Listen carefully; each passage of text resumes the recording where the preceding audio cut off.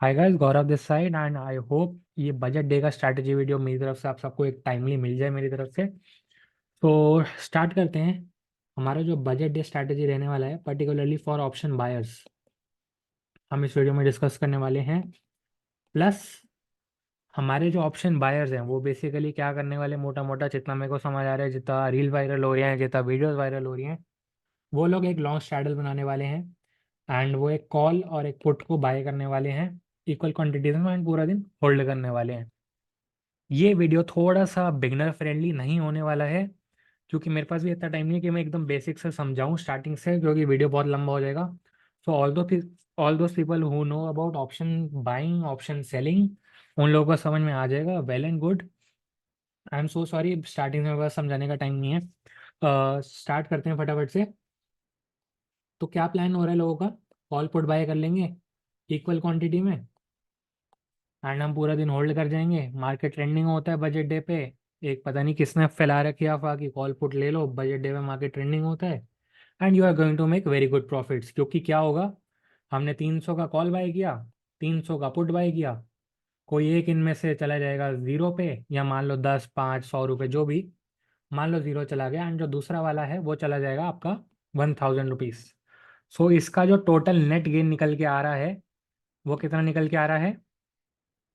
700 points का gain हमें यहाँ पे दिखाई दे रहा है कि हाँ, कॉल पुट बाय करी, मार्केट एक साइड ट्रेंडिंग हो गया एंड हम 700 पॉइंट के गेन में आ गए। हमारा तो इतना अच्छा आरओआई बन जाएगा, ऐसा नहीं होता आज तक। आज तक 15-10, आई थिंक मैंने 11-12 बजट का एनालिसिस किया है।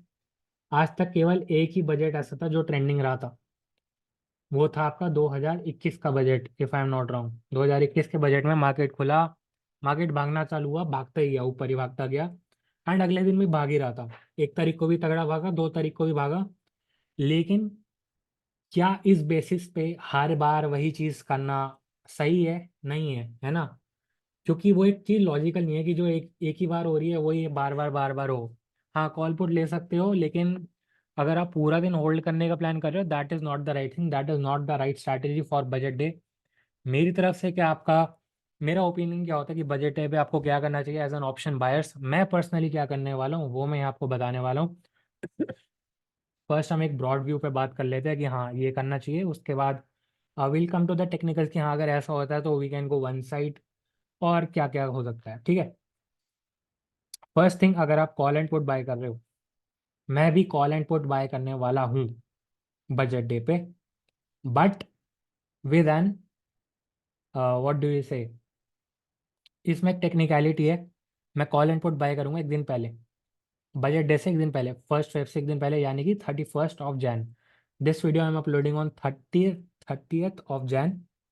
ठीक है। BTST में कॉल एंड पुट बाय करके जाऊंगा, सपोज मेरे को मिलेगी 500 रुपीज़ की, एंड 500 रुपीज़ की पुट मिलेगी, बाय करके जाऊंगा। बजट डे वाले दिन बड़ा गैप अप गैप डाउन हमेशा होता ही है। मार्क माई वर्ड्स, बड़ा गैप अप गैप डाउन होता ही है। आपको यहाँ पे clearly I I guess 100 points आपको क्लियर यहाँ पे मिल जाएंगे गेन में। ठीक है, मैं गेन की बात कर रहा हूँ, यानी कि अगर ये 500 की कॉल आपकी मान लो 400 पे खुली, तो ये जो दूसरी वाली है आपकी 700 पे खुलेगी। आपका जो नेट गेन आएगा वो आपका 100 पॉइंट्स यहाँ पे लगभग आ जाना चाहिए। एंड आपको जब आप BTST लेके जा रहे होगे, आपको यही 500 के आसपास मिलेगी। स्पॉट का जो लेवल है, निफ्टी का स्पॉट लेवल अभी कितना है? 21,500 आज का क्लोजिंग है निफ्टी का।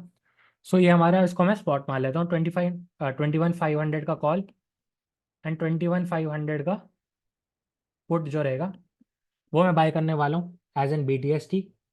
1 तारीख को मार्केट खुलते ही मैं इसे एग्जिट कर दूंगा। ठीक है, इसको मैं एग्जिट कर दूंगा एंड मैं वहां पे एक नया लॉन्ग स्ट्रैडल बनाऊंगा।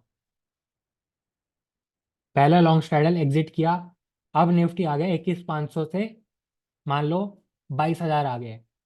अब मैं 22,000 के स्पॉट के लेवल के हिसाब से वहां का कॉल एंड पुट बाय करने वाला हूँ। 22,000 का कॉल एंड 22,000 का पुट। जैसे ही मेरे को 100-200 पॉइंट्स स्पॉट लेवल पे निफ्टी मूव करता हुआ दिखता है, मान लो निफ्टी 22,000 से 22,200 चला गया, मैं इस स्ट्रैडल को भी एग्जिट कर दूंगा।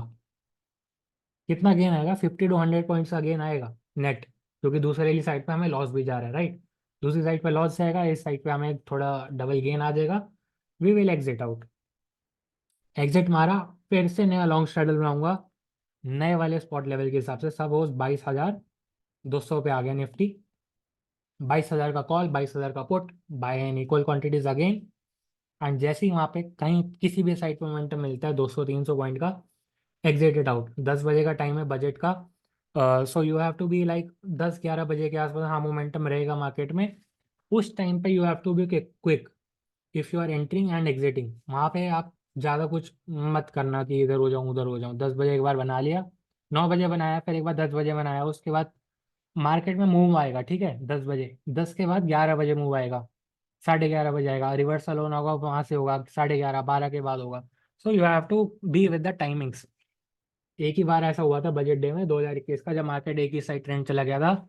एंड आई बिलीव ये एक सही स्ट्रैटेजी नहीं है कि हम उसी बेसिस पे लॉन्ग स्ट्रैडल बना लें और पूरा दिन होल्ड कर लें। वैसा नहीं होता हर बार कि हाँ एक कॉल हमारी 1000 चलेगी और दूसरी हमारी 0 चलेगी and we come out in profits. नहीं, ऐसा नहीं हो पाएगा।